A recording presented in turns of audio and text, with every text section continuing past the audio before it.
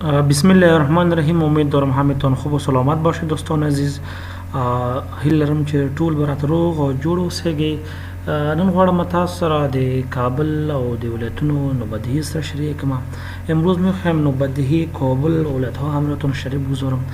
پیش از نوبدهی اول می چنل ما را سابسکرایب و لایک و شیر کنید تا ویدیوهای بیشتر براتون بیارم.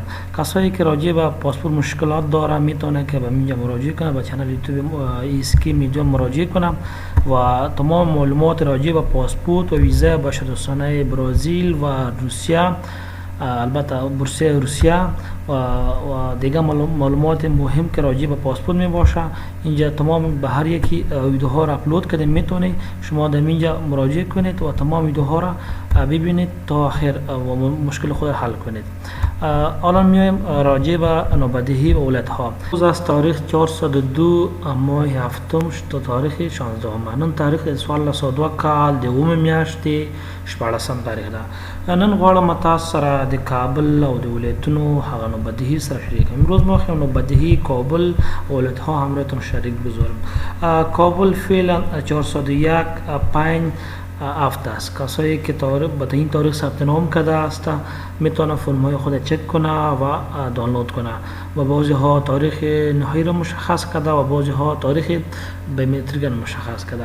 کوم کسانو چې کابل کې ثبت نام کړی ده د کابل نوبدهی د 1401 کال د 15 تاریخ ته رسیدلی ده او روزګان چې دا د 1402 کال د 9 میاشتې 11 کې ده. بادغیس نوبدهی بادغیس کې 402 و 30 است. بامیان 402 11 است. بدخشان 402 20 است و بغلان 402 ماه 1 و تاریخ 21 است. بلخ 401 11 21 است. پروان 401 12 25 است. پکتیا چې د 1402 کال د 15 میاشتې 4 تاریخ کې ده. پکتیکا د 1402 کال د 9 میاشتې 8 تاریخ کې ده. پنجشیر نوبدهی پنجشیر 402 1 30 است. تخار 402 5 11 است. جوزجان 402 1 30 است. خوست چې د 1401 کال د 12 میاشتې 23 تاریخ کې ده. د کندی نوبدهی د کندی 401 7 13 است. سریپول 402 1 29 است. سمنگان 402 30 10 است. غزنی 401 7 14 است. غور 402 30 است و فاریاب 402 1 31 است. فرا 402 1 28 است. کاپیسا 401 6 21 است. کندوز 402 4 26 است و کندهار چې د 1402 کال د 8 میاشتې د 10 تاریخ کې ده. کونړ د 1402 کال د 3 میاشتې 4 تاریخ کې ده. لغمان چې د 1402 کال د اول میاشتې 20 تاریخ کې ده. لوګر ولایت د 1402 کال د 15 میاشتې 20 کې ده. ننګرهار د 1402 کال د اول میاشتې 25 تاریخ کې ده. نورستان د 1402 کال د 9 میاشتې 9 تاریخ کې ده. نیمروز د 1402 کال د 10 کې ده. هرات 401 11 13 است. هلمند 402 6 7 است. میدان وردک 401 11 19 است. زابل ولایت چې د 1402 کال د اول میاشتې 9 تاریخ کې ده. دا و د کابل او د ولایتونو نوبدهی. احتمال شته چې په راتلونکو ورځو کې به د احتمال است روزهای آینده بخیر سیت ولایت‌های می بخیر بار شود که با عبارت از سریپول، تخار، بلخ، پنجشیر است و دیگه ولایت‌ها هم است که پنجشیر و فرا است و فاریاب است و جوزجان است و بغلان بادغیس و کندوز. اینها بخیر در این روزهای نزدیک احتمال است که سرشان برای تبدیلی و ثبت نام ها باز شود. کسایی که مشکل دارم باز میتونه که در تبدیلی فرم مشکل داره باز میتونه با آدرس واتساپ ما پیام ارسال کنه، ما برشان ثبت نام هم میکنیم و فرمشان هم تبدیل میکنیم. و کسایی که راجع به ویزای بشردوستانه مشکل داره میتونه که با واتساپ ما پیام ارسال کنه. و کسایی که میخواه با معلومات به ویزاهای شنگن فرانسه معلومات دریافت کنه میتونه به هم راجع به ویزاهای فرانسه هم میتونیم معلومات برشان ارائه کنیم. همین قسم با ویزاهای ایران و ثبت نام هر نوع بورسیه ها و ثبت نام پاسپورت فعلا لاتری هم باز شده. میتونه کسایی که در مشکل داره در بخش لاتری میتونه با واتساپ ما پیام ارسال کنه تا ما برشان چیزی کنیم از طریق تلگرام، واتساپ و فیسبوک برشان ثبت نام اجرا کنیم.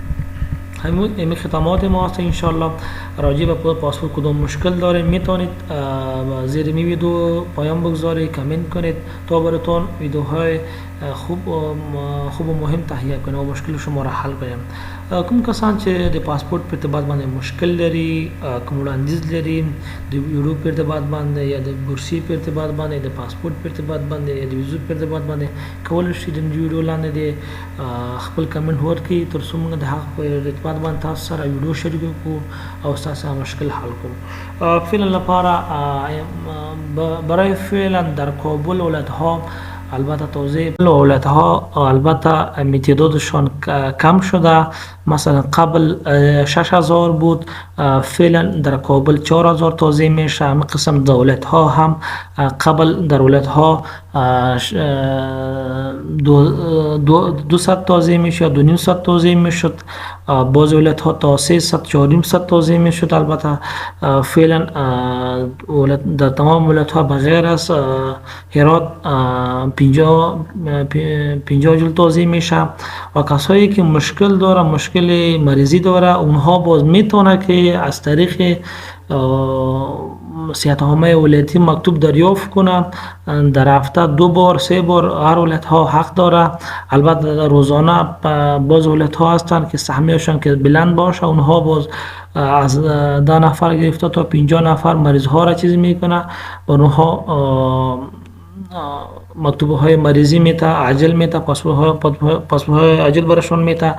و باز ولایت ها هستن که سهمیه‌شان کم می باشه، باز در ولایت ها از 5 تا 10 نفر در روزانه برشان اونها به شکل آفلاین برشان پاسپورت داده میشه.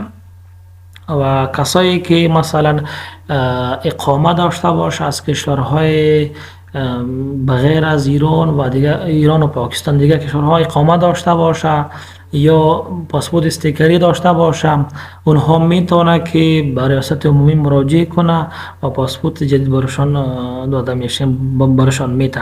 یعنی کسایی که در اقامه عربستان داره، قطر داره، روسیه داره، ترکیه داره یا پاسپورت های استیکری از قطر داره یا عربستان داره، اونها میتونه که به امیرات، البته ای کسایی که استیکری داره فعلا از طرف ریاست عمومی فقط اعلان شده کسایی که از در ابوظبی و البته یا عربستان زندگی میکنه، در قطر و عربستان البته اینها فقط و فقط یعنی پاسپورت استیکری داره، اونها میتونه که به ریاست عمومی مراجعه کنه و پاسپورت جدید رو دریافت کنه.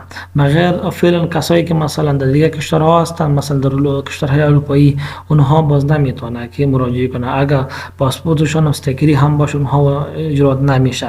فعلا فقط کسایی که در عربستان هستن یا در قطر هستن اینها میتونه که به امیرات البته ریاست عمومی مراجعه کنه و پاسپورت جدید دریافت کنه. فعلا هر دو نوع پاسپورت ها توزیع میشه، هم 5 ساله توزیع میشه، هم 10 ساله توزیع میشه. دلتون هر یکی که میخواستین باز گرفته میتونه، کدام مشکل بتونه جان نمیگیره. کومونه چې په عربستان او قطر کې ژوند کوي او استیکری پاسپورتونه لري، دوی کولای شي چې د عمومي ریاست د مراجعه وکړي او نوی پاسپورت ترلاسه کړي. او هغه کسان چې په بغیر له دغه هیوادونو څخه نور هیوادونو کې دي، دوی بیا دوی ته فعلا لپاره کوم اعلامیه نه ده خپاره کړې، فقط د عربستان او د عربي مملکو هیواد کسان دې کولی شي چې دوی مراجعه وکړي او نوي پاسپورټونه ورته ورکوي او اخیستلی شي، او فقط دوی هغه سټیکري پاسپورټ نه والا کولی شي. د پاسپورټ په اعتبار باندې کوم سوال لري مهرباني وکړئ د ویډیو لاندې څه وکړئ موږ سره شریک کړئ. مننه. کور آباد. لا ډېرو معلوماتو لپاره زموږ یوټیوب چینل سره سبسکرایب او لایک او شیر کړئ. مننه. کور آباد.